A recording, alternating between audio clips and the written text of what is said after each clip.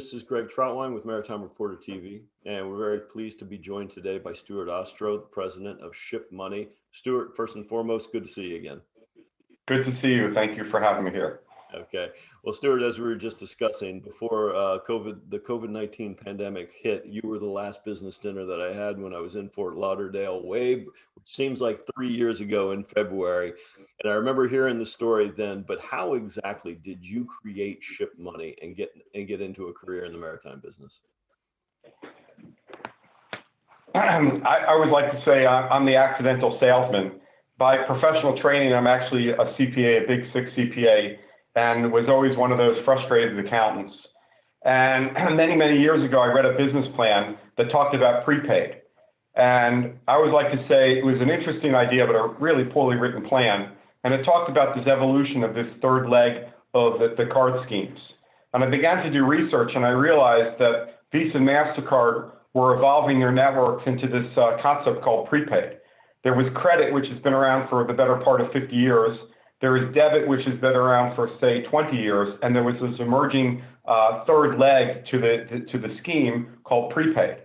And there are many varieties of prepaid. Gift cards, happy birthday, Greg, I give you a $100 Visa card. You can use it all over the world. There is incentive cards. You buy a set of tires, and you get $50. And then, of course, there was payroll. And I'm an accountant, and I began to do this research, and I realized that there was this tremendous opportunity. We wrote a business plan, did a friends and family raise, basically figured it out, found a bank in Chicago that was very early in prepaid, loved my business plan, and said, let's do business together. And my first program actually was not maritime, it was for very specialized insurance payments, basically for senior citizens. And through a college friend of mine, he introduced me to a company called MTN, Maritime Telecommunications Network, which was a South Florida-based SATCOM company that provided services to the cruise line industry. They virtually, at the time, had a monopoly on the industry. And they provided internet services to passengers and to crew members. And on about 90 of their vessels, they would put a cafe manager, basically to manage that business. And post 9/11, they had more and more difficulty paying these individuals. They were all foreign nationals. They came over to the United States, trained in their offices. They'd spend a couple weeks. They'd set them up with a bank account. They'd send them out to the ship. So this college friend introduced me to MTN, and I showed them this program. They said, this is great. We're having a problem with our crew members. We understand how prepaid works. We can open up an account instantaneously. We can pay our crew members. Away we go. So that program was successful. And at the time, the CEO of the company came to me and said, Stuart, why don't we do this for the maritime industry? We have a footprint. We have tremendous contacts. I believe that there's a need. And he began to make introductions. And I realized this giant light bulb went off my head that said, oh my God, you have this vertical market that represents 200,000 crew members. They all come from foreign countries, and they're all paid in cash. And it was the perfect opportunity to introduce a payroll card program. So that was the first sort of light bulb that went off my head, so I recognized that there was an opportunity. And the second piece of this is, as I began to research the industry, I realized, well, what do these individuals do when they get paid in cash on a ship? Once a month, a Brinks truck with $1 million would back up to a port. Two guys would bring it on with bags. The crew purser and a couple other people would spend the entire night breaking it up into envelopes. The next day, there'd be a line of individuals, they hand them their pay, and away you go. That's how the industry worldwide paid its crew members, which is mind-boggling. So I realized, well, what do those crew members do? Well, a lot of them basically send money home. So and how do they do that? Well, if they're lucky enough to be able to get off of a ship in port, they would go up to a bodega or a remittance place, take out the cash that they just received, and send money home. So I made contact with Travelex at the time, which was an international wire service, and I realized if I could take that wire service and connect it to a payroll card in maritime and enable crew members to get paid and send money home when they were on board, we would have a real solution. So we approached Travelex with this concept, didn't even have a program, and said, I've got this idea. And they bought into it. And we were the first company ever in the world to take a pure wire service and integrate it into a payroll card. And I remember actually where I was standing when that first wire happened. I was actually at a holiday lunch at MTN's offices, and I saw the email and said, oh my God, somebody used this service. And the next day, there were 2 wires. And I realized basically we solved the problem for the industry. We enabled the companies to pay their crew members electronically instead of cash, and we enabled those crew members to send money home without ever leaving the ship. And that solved the problem. And today, that program is universally accepted and utilized across the cruise industry worldwide. So we fundamentally changed an entire industry in terms of how they pay crew members.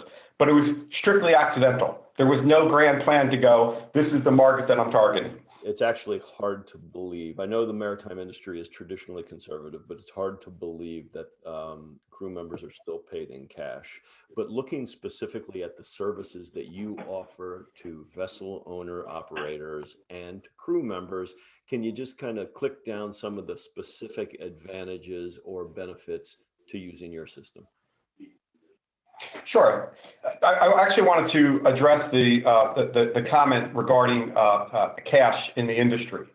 And as I said earlier, the cruise industry, historically, before all this got started, everybody was paid in cash. Billions of dollars in cash were distributed to crew members every year. In fact, I was at Princess Cruises once, and they were describing a process in which cash was delivered on board.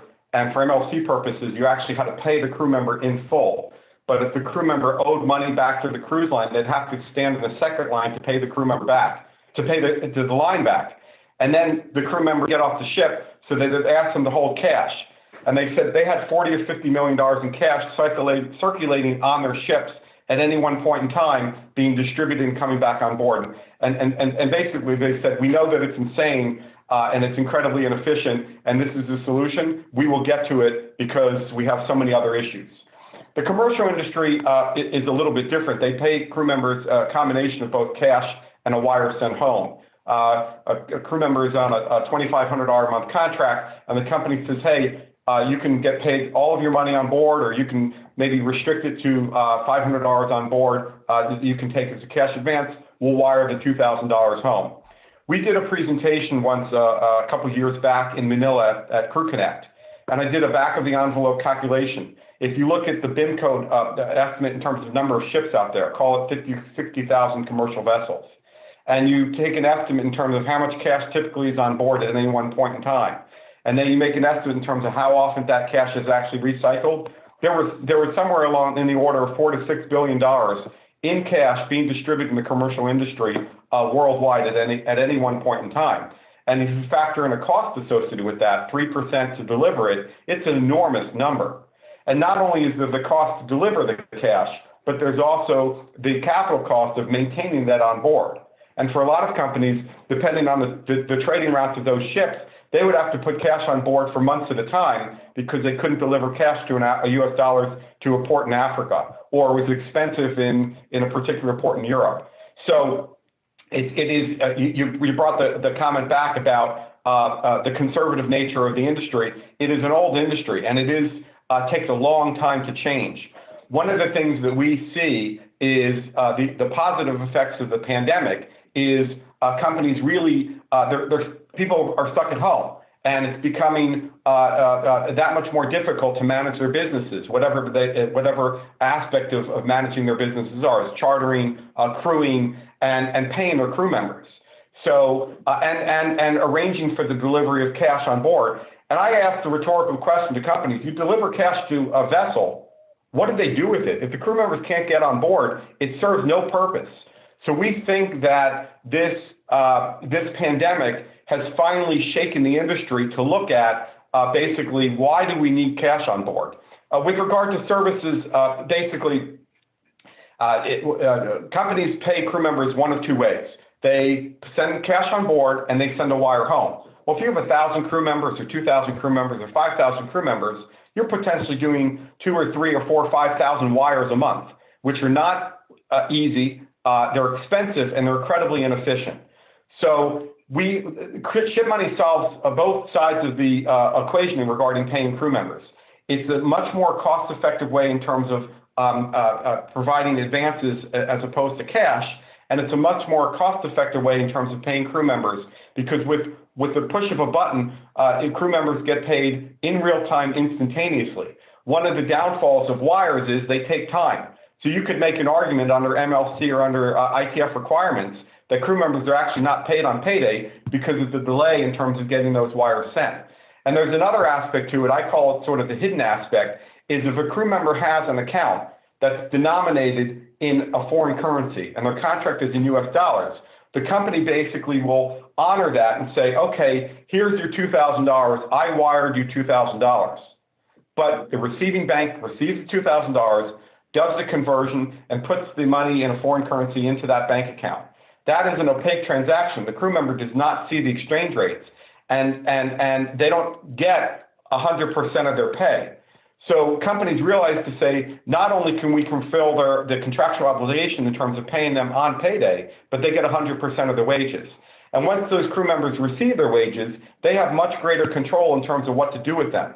And we built a very interesting technology that enables the crew members to do comparison shopping. So if they're sending money to, say, Manila, and it's for cash pickup, they actually can see what the rates are and what the costs are on a comparative basis between the services and select one of those. And that can all be done from the ship directly from the app. And we are working on our phase 2 of our development, which is our scheduling application. And we call it a universal scheduler. This will enable crew members to not only schedule a wire payment. I get paid on the 10th, and on the 10th of the month, I want $1,000 to go to this bank account. But we're also leveraging that in terms of offering a scheduler for all of our outbound remittances, Western Union, MoneyGram, TransFast, mobile top-up. So as I like to say, set it and forget it. You go into port, I want $1,000 sent via Western Union on the 15th of the month, and I want $1,000 sent to my bank account, and I want $500 sent to my grandmother's companion card. It's all done. The crew member doesn't have to do anything and effectively manage their pay. And that is a strong benefit both for the companies as well as the crew members. Why don't you give us an overview of ShipMoney's business today using the metrics of your choice? So through persistence, through trying to understand what the pressure points are, what the solution is for that particular industry. We've been incredibly successful over the last couple of years in terms of penetrating into the commercial space. And it's actually one of the positive impacts to our business with regard to the pandemic has been an increase in bringing on clients and creating interest in our program in the commercial sector. And we have a very substantial listing of commercial clients that we have signed. We are utilizing ShipMoney across the world in multiple instances, including finally signing Maersk, which was a company that took us essentially over 10 years to close. And it was a validation of an idea that I had 10 years ago. And it's very self-satisfying to say, I saw something and we developed a solution for it. But of course, another part of our business is the cruise business, which has been detrimental for hundreds of thousands of individuals and companies and whatnot. And we do have a cruise portfolio. Obviously, it's under duress.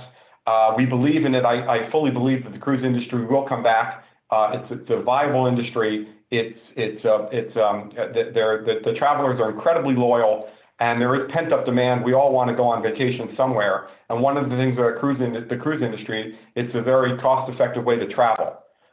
So it'll be interesting to see what happens over the next year or two in terms of consolidation and the shakeout and whatnot. But our largest cruise client, MSC Shipping, somehow or another has found a solution. They've been effectively sailing for the last couple of months out of Europe, and they're a privately held company, so their economics are a little bit different than the commercial operators, the publicly traded commercial operators here in South Florida. It's been an interesting ride for us in terms of watching what's happening on the cruise side, but also on the positive side, the growth that we've seen on the commercial sector, and that is that runway has years to go.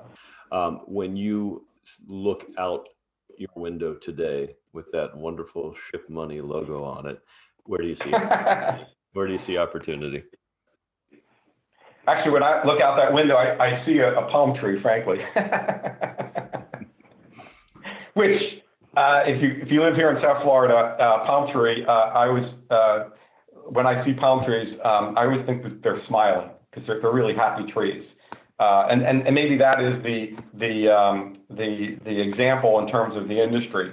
I think that one of the impacts of this pandemic has been a realization by the industry and individuals not in the industry of the seafarers. And the recurring theme in the industry is repatriation and crew members that are stuck on board, and the critical nature of what they really do. And I think that companies out there are really becoming that much more sensitive to the needs of the seafarers. One of the biggest effects is SATCOM. If you go back in time just to last year, basically it was a problem. It's expensive. Some companies were very generous about it, but most were not. So maybe they offered internet, maybe they charged their crew members, maybe they restricted it. But now it's a requirement. It's a human welfare need. And I think it's the same thing in terms of food. I think it's the same term in terms of exercise equipment, in terms of rest. I think that the companies, the industry has realized how important seafarers are and is making concerted efforts in terms of taking care of them. Certainly, every day in the news we read about mental health and wellness programs or whatnot, and that's a positive thing. We've always believed that ShipMoney is a crew welfare benefit, and that's how it should be introduced to crew members. It gives them something that they don't have today, and we really believe that. So hopefully, this positive effect is permanent. It's not, when all of this goes away and there's a vaccination out there, the companies don't go back to the way in which they would treat seafarers as chattel to some extent. And in my company, the most important thing are our seafarers. I tell everybody, they are out there working. Look around your room, look around your house. Most of the things came on a ship somewhere, and they are hidden. And every dollar matters to them, and every issue matters to them. They're away from their family. They're working far beyond their contract. They're worried about their family members, and that one issue is really important to them. And I really pride myself and our company in terms of the services we provide to our seafarers. We take care of them. We really take care of them. And one of the things that we also do as a company is, at least pre-COVID, is everybody would go out to ships. Everybody would go out to ships. Everybody go see clients. And we made that commitment because you don't really understand the environment until you're out there. We did this on cruise ships, of course, although we have visited commercial vessels as well. But it's important that customer service and accounting and operations and sales understand the environment and understand the people. And I think it really resonates in terms of the services we provide.